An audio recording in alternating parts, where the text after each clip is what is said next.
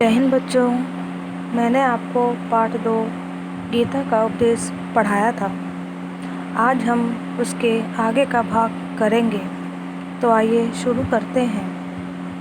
अर्जुन कहते हैं श्री कृष्ण से, हमारे सामने सगे संबंधी खड़े हैं, मैं इन्हें कैसे मारूं। सगे संबंधी का अर्थ है रिश्तेदार। हमारे सामने रिश्तेदार खड़े हैं, मैं इन्हें कैसे मारूं। श्री कृष्ण कहते हैं अर्जुन से, काम, क्रोध और लोभ ये जीव को नरक की ओर ले जाने वाले हैं। अर्थात काम का अर्थ है अहंकार, क्रोध का अर्थ है गुस्सा और लोभ का अर्थ है लालच। ये जीव को नरक की ओर ले जाने वाले हैं। नरक का अर्थ है पापियों के रहने का स्थान।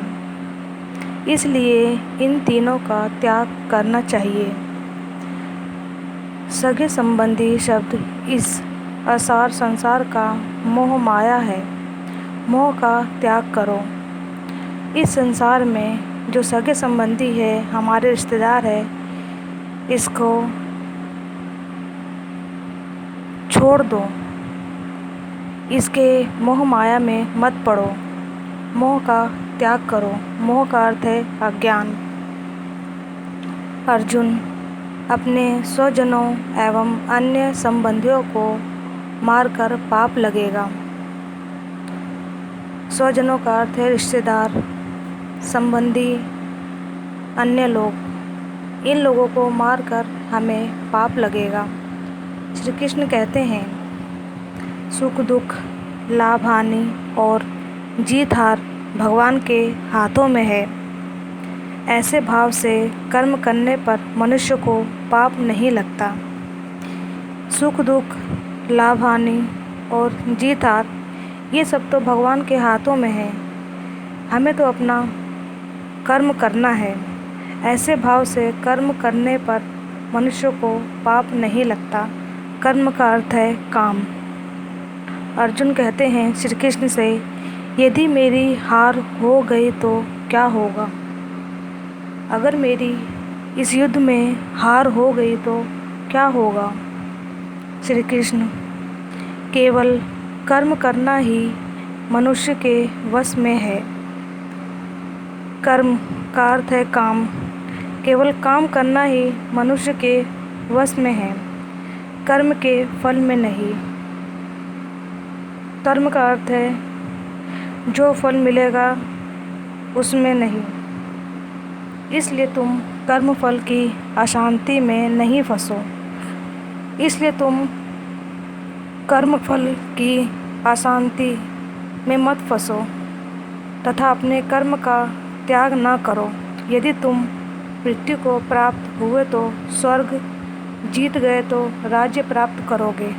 अगर तुम मृत्यु प्राप्त करते हो तो तुम्हें स्वर्ग की प्राप्ति होगी। अगर युद्ध जीत गए तो राज्य प्राप्त करोगे। समझने के लिए, महाभारत को धर्म युद्ध कहते हैं। महाभारत युद्ध प्रारंभ होने से पूर्व ही युद्ध संचालकों ने युद्ध के कुछ नियम बनाए थे। इसका अर्थ है जो महाभारत का युद्ध हुआ वह धर्म युद्ध हुआ।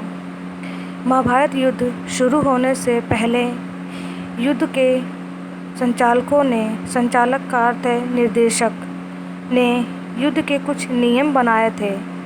युद्ध को नियमों को पढ़िए। नियमों का पालन दोनों सेनाओं को करना अनिवार्य किया गया था। जो युद्ध के नियम बनाए गए थे उनका दोनों पक्षों को पालन करना अनिवार्य था। तो आइए युद्ध के नियम पढ़ते हैं। प्रतिदिन सूर्योदय से लेकर सूर्यास्त तक ही युद्ध होगा। अर्थात प्रतिदिन रोज सूर्य उदय से लेकर सूर्यास्त शाम तक ही युद्ध होगा। युद्ध समाप्ति के पश्चात छल कपट छोड़कर सभी प्रेम का व्यवहार करेंगे।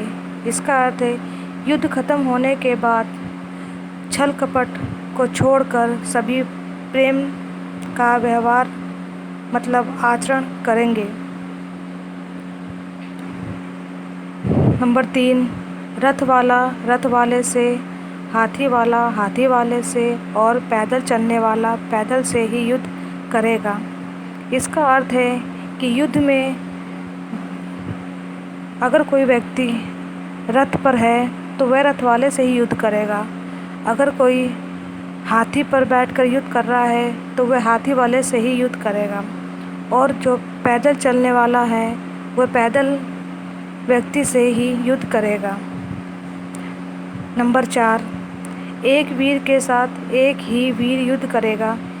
एक वीर के साथ केवल एक ही वीर युद्ध करेगा, दूसरा कोई उसके साथ युद्ध नहीं करेगा। नंबर 5, भय से भागते हुए या शरण में आए हुए पर अस्त्र शस्त्र का प्रहार नहीं किया जाएगा। डर से भागते हुए शरण में आए हुए उस व्यक्ति पर अस्त्र शस्त्र का कोई प्रहार नहीं करेगा। नंबर 6, जो वीर निहत्था हो जाएगा उस पर कोई अस्त्र शस्त्र नहीं चलाएगा। अगर कोई वीर लड़ते लड़ते उसका हथियार नीचे गिर जाता है तो उस व्यक्ति पर कोई प्रहार नहीं करेगा। नंबर 7, युद्ध के सेवक का काम करने वालों पर कोई प्रहार नहीं करेगा। युद्ध में जो सेवक है, जो काम कर रहा है सबका, उस पर कोई प्रहार या अस्त्र शस्त्र नहीं चलाएगा। जय हिंद।